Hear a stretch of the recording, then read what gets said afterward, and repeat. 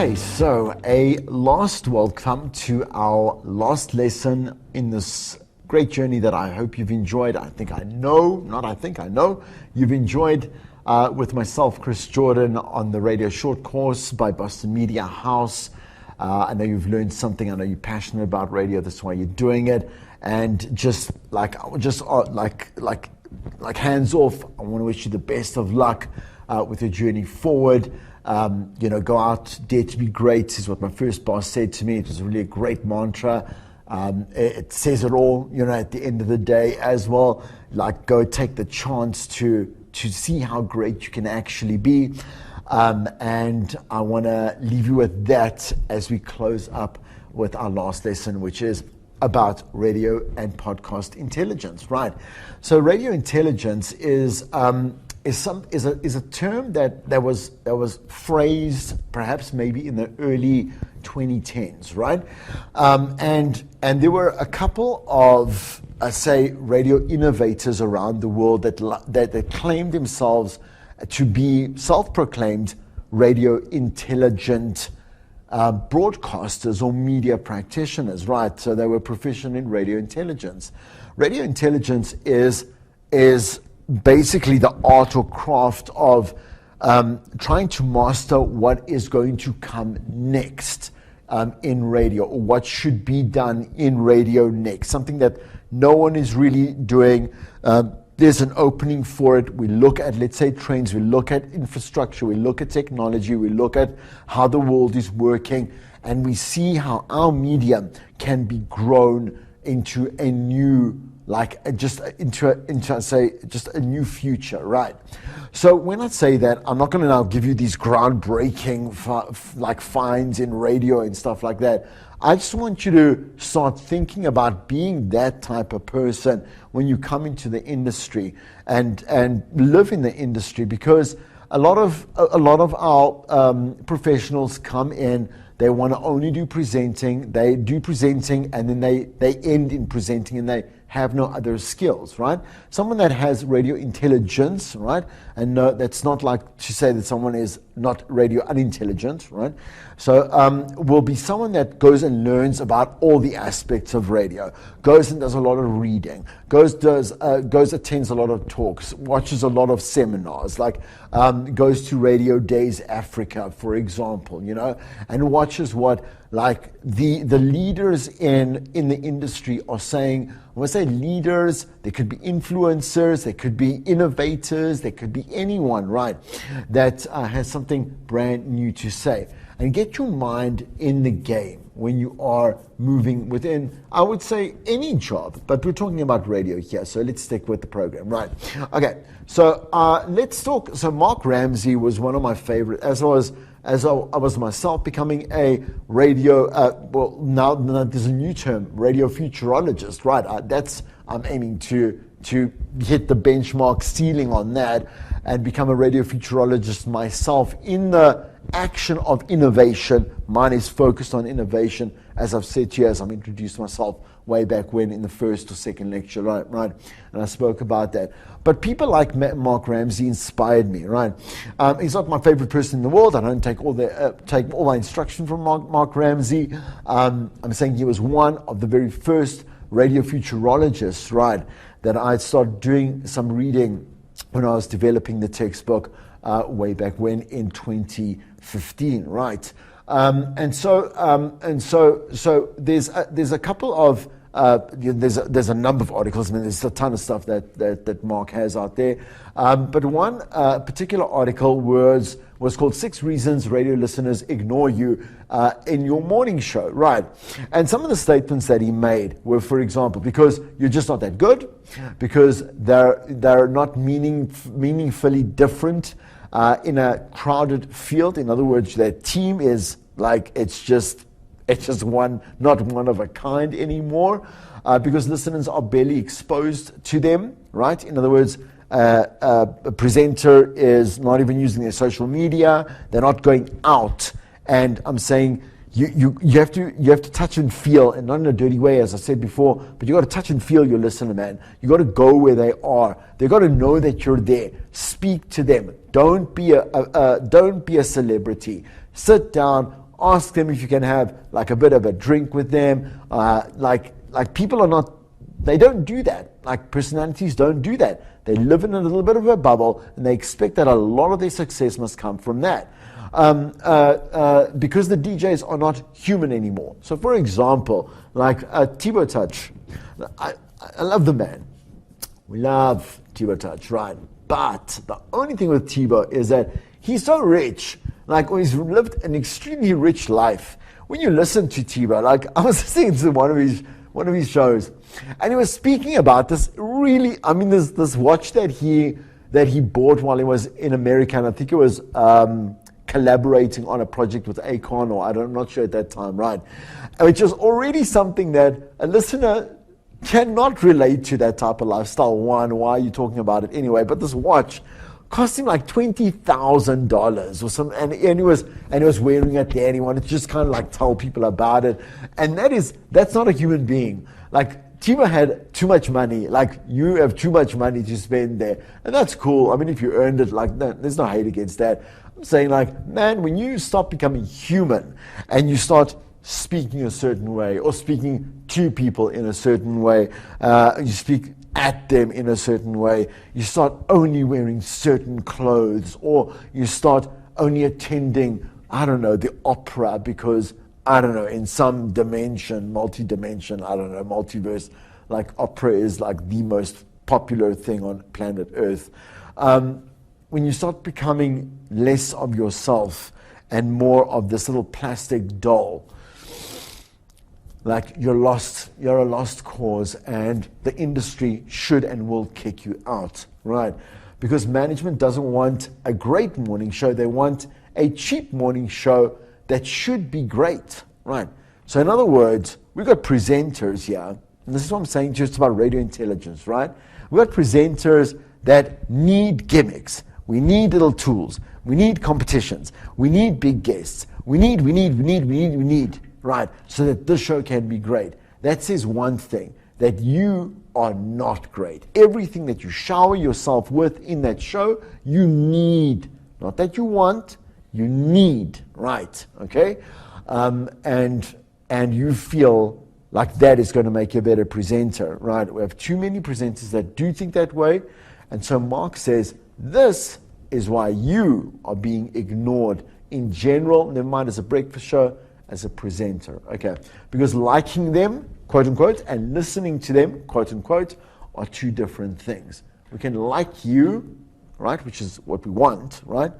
And we can listen to you because we like you, right? But just listening to you is, and having no opinion. There was one question that was stuck in my mind.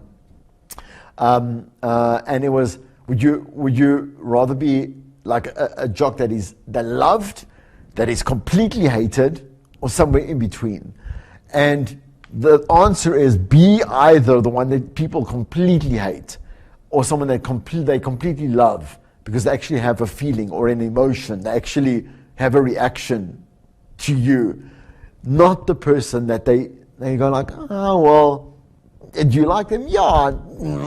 I don't know, yeah, okay, they're fine. They're fine. Fine is the worst. It's the worst. It means they don't care whether you're there or whether you're not, whether you're going to say something or whether you don't say something, whether you do a good show, whether you don't do a show, meaning you're completely like replaceable and completely just some kind of like bland old painting with a river and a lighthouse somewhere on a wall that no one looks at. Like, it's the worst thing, right? So you want people to like you, like you want to like invict. I think that's it, right? A feeling that is strong in them, and normally it's related to liking you. Remember, you have to be a people pleaser because you need fans and you need listeners, right? At the end of the day. So for me, I've just weighed up some of those statements over there, so you can start thinking a little bit out the box. One more from Mark Ramsey before we close with him. He says, why do radio personalities exist? Why indeed, let me quote him, is it to sell us a product, impose a personal opinion on the listening public? Is it to reflect a lifestyle of glitz and glamour, by measuring their success on the amount of fans they have, rather than focus on the work that they produce that gains them respect and admiration. Now think about that very carefully, right? How do you earn someone's respect, right? By treating them like a human being, by treating them with respect, by approaching them, feeding them with value, like making them feel special, you understand?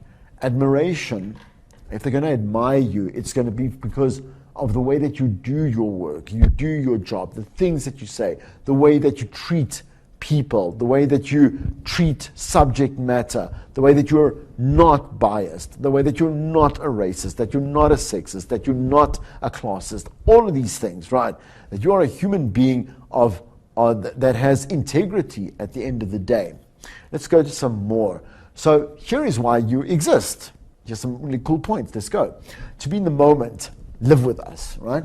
To tell us things we didn't know, but we're glad we do now, right? This is the reason for a presenter to exist.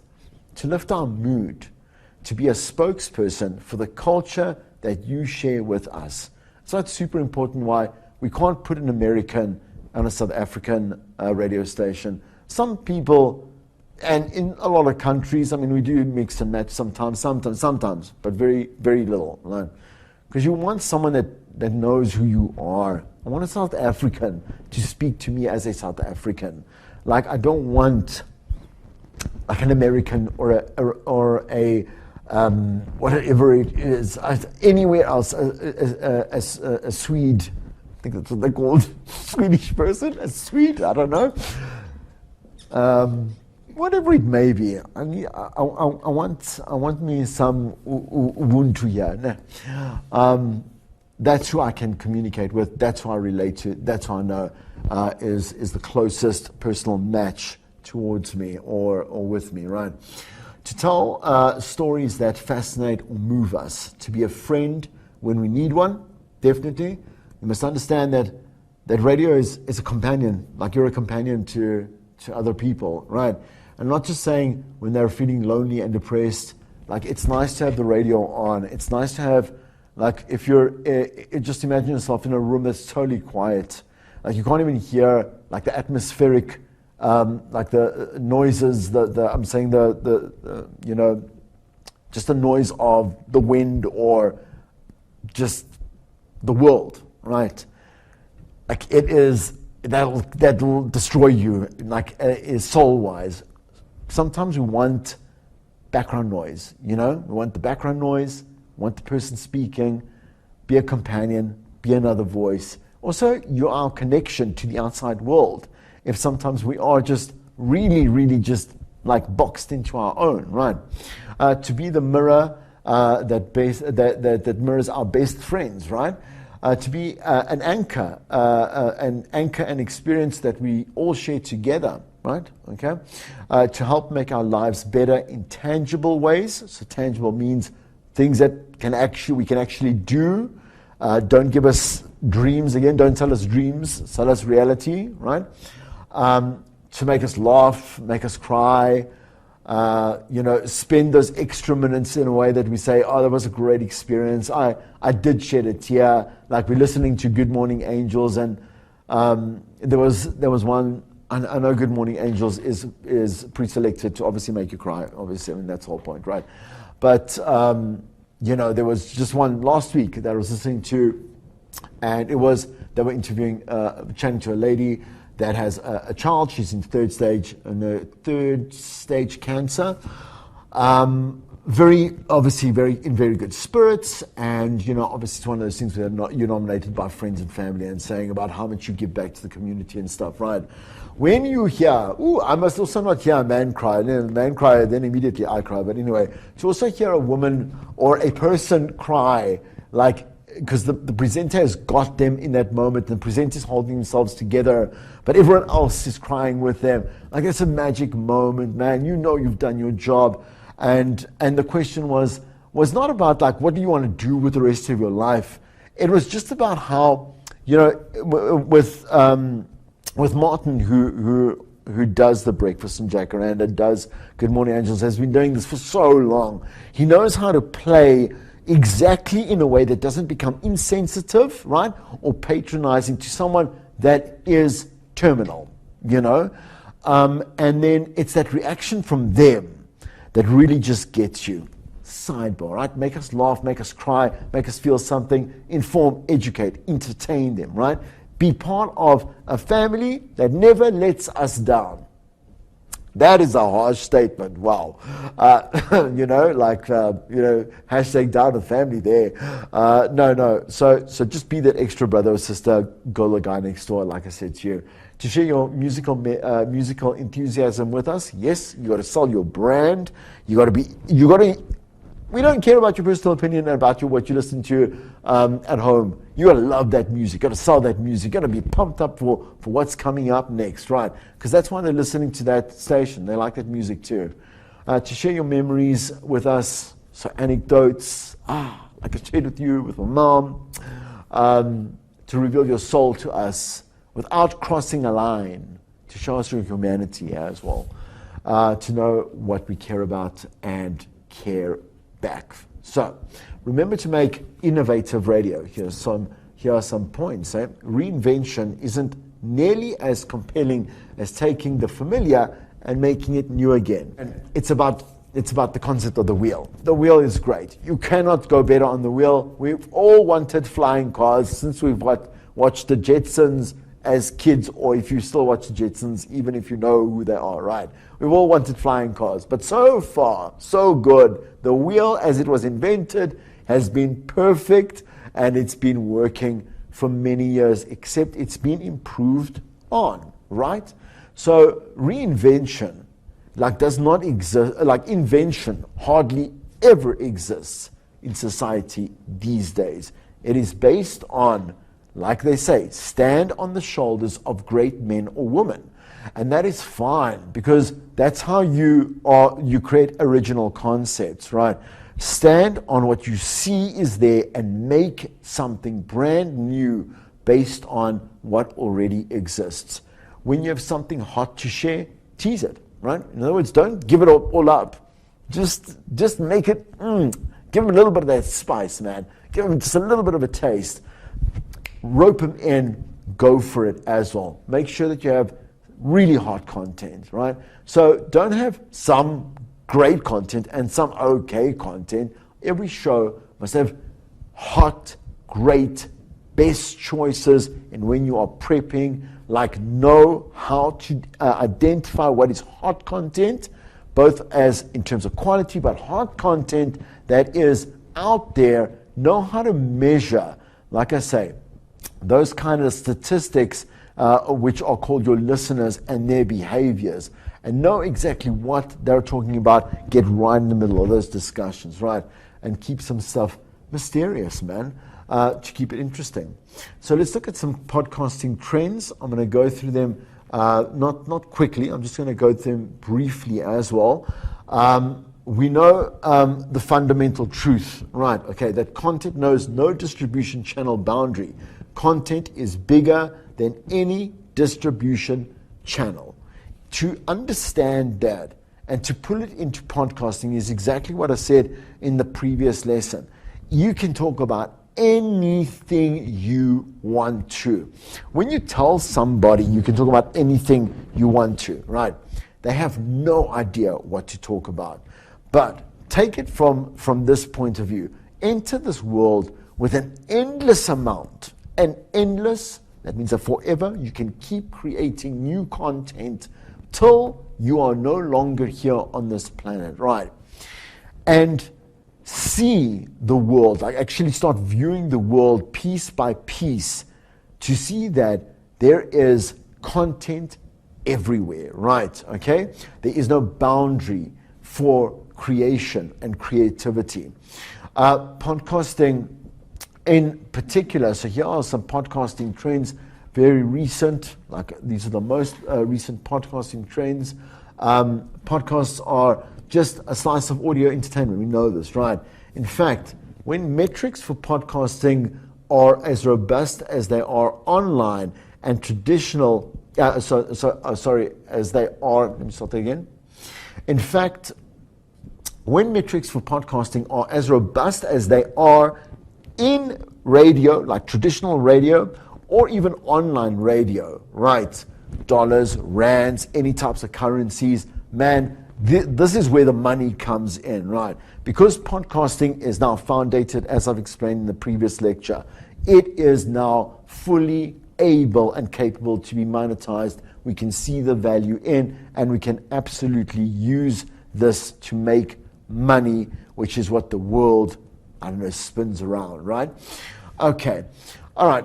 In all cases, right, we have human beings with ears seeking out stuff to listen to, and what we do to that, because we are, I mean, it's a business at the end of the day. The world is a business. We add dollars to follow those ears, man. No matter what it is that you have to do in a podcast, structure that correctly to actually monetize that. That is your end game here, to create a great podcast, obviously, one that has longevity, one that strikes and changes someone's life for that moment, like wherever they are. I'm saying in their life, I'm saying to you, and their journey, but also, if you can, to make a little bit of cash, right?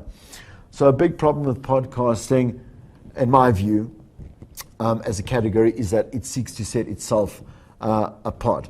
I get that. It is, as I explained to you, it is a separate entity on its own. The thing is with podcasting, because again, everyone doesn't use the terminology and doesn't approach the medium in a structured and, like I say, I want to say a traditional way, so that we can actually have some kind of how to do a podcast, quote unquote. What is a quote unquote podcast? People are coming in with self-made definitions of this. And so the thing is that we're having a problem setting it right now. Still, more so now, like I said, with the streaming that it's considered, with like I said, the snaps of shows that are considered, quote unquote, or labeled as podcasts, etc., etc. We also look at how the video space, the visual space, is influencing this with the vodcasting, the instant videos, like on Amazon. We went, I mean, like when you make a movie, do you make a TV movie? Do you make a theatrical movie, or a DVD, or a VOD, or YouTube, or an Amazon Instant Video? The answer is, of course, yes. But podcasts, however, are simply audio on demand, right? And I think that's basically what we can agree on at the moment, right? We click on it, we listen to it, we pause it, we go and do something, we might listen to the whole thing, might fall asleep to it, I don't know.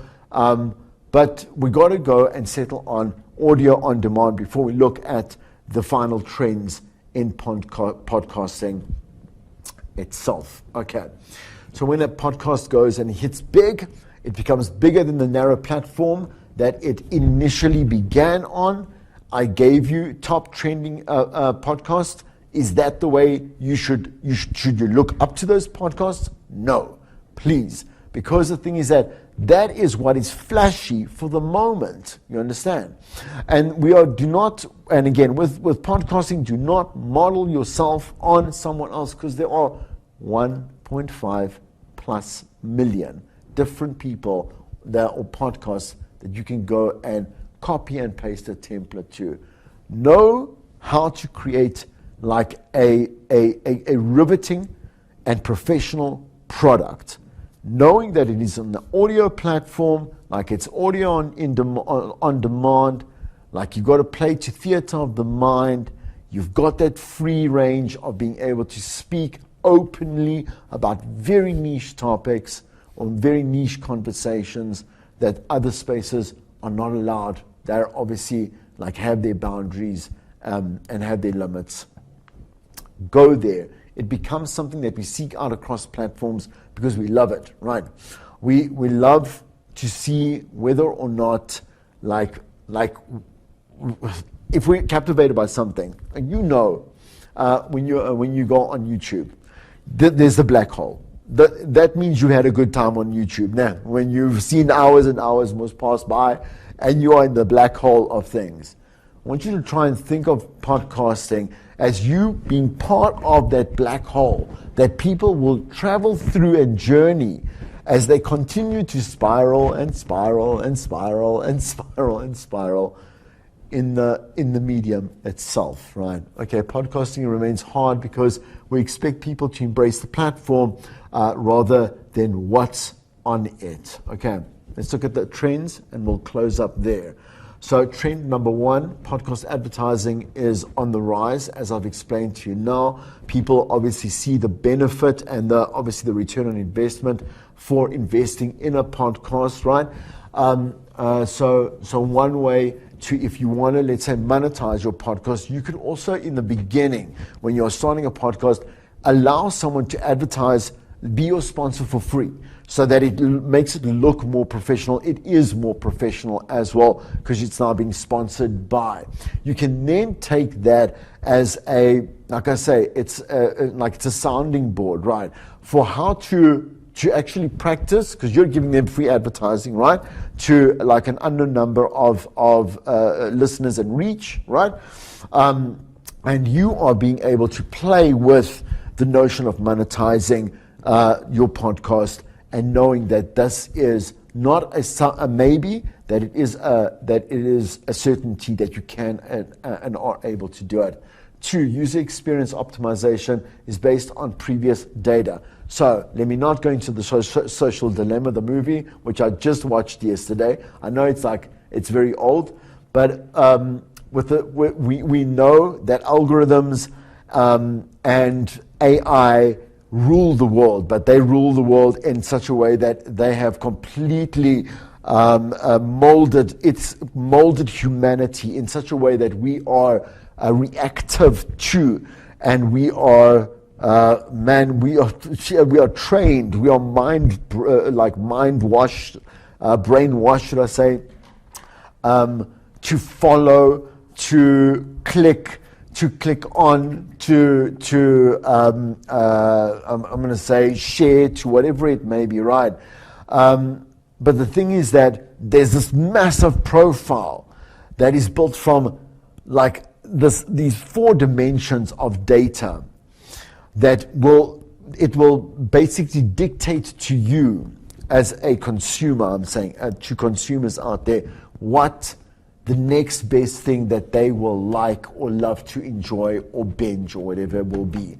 So note that while you are making these podcasts and you are in the space, you need to understand the back end of it as well and how it can work for you, right? Okay. Trend 3, more quality and creativity. So again, that goes for the stuff that you go post on social media as it is. Everyone can do a podcast now. Everybody has done a podcast, okay? Right. You as a professional, because you're going to claim to be a professional, means you have to go and deliver on your promise as a professional, right? So once again, go back to the professional editing, professional recording, professional guests, professional prep, professional everything, right? Okay. High expertise in your niche, please. So this is obviously just an extension of that particular point there, right? High audio quality. I've explained this all before. You're more than welcome just to have a bit of a read through there and see exactly what the trends are about. Trend number 4, live podcasting. Have the bravery. So as I said to you before, it's called a stream. It's a stream, right? But the thing is that within a podcast series, you should include a live podcast stream where you do have interaction. Like I said, this would be very wise to rather do on a visual platform, like I say, like a YouTube live, right? And an Instagram live on Insta Live, right? Where it will tie in with your product. You're still doing an episode, right? But it is now one with the public, right? Make sure that if you do enter into that space, that you do have bouncing ball? So people to bounce off. Either you have, set it up in such a way that you are constantly interacting with a number of people that are sending you messages, right? Which is how obviously the two platforms will work.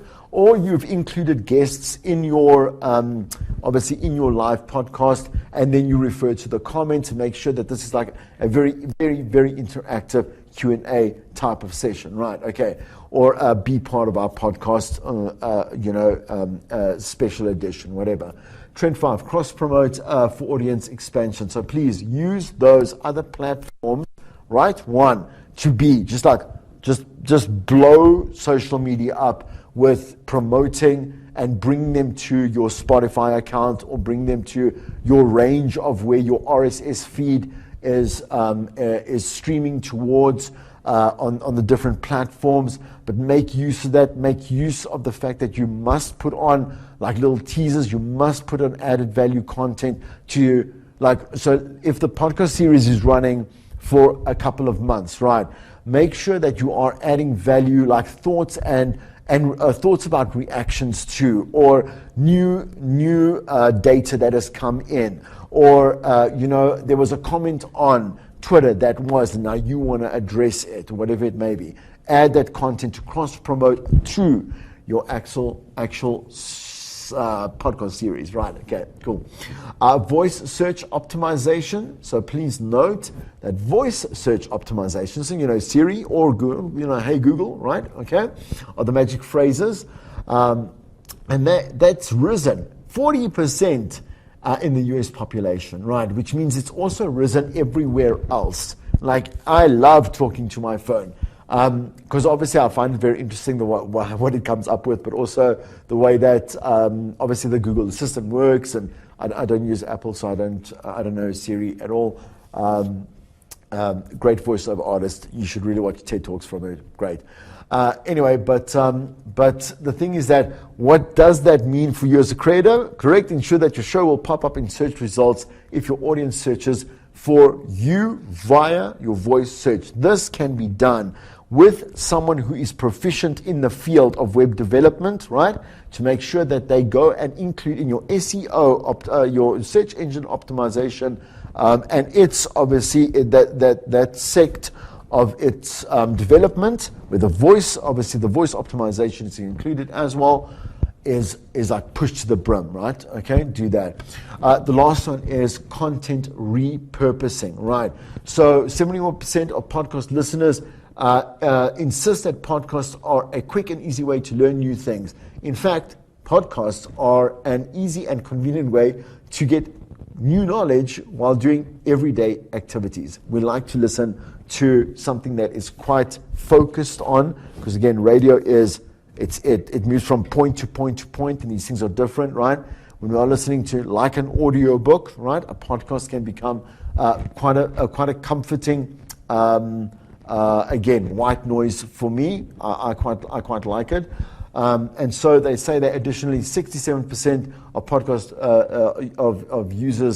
users find them inspirational, motivational. And so what it is that you can do here is when you do, for example, like advice on relationships or dating or food, I don't know, whatever it may be, right?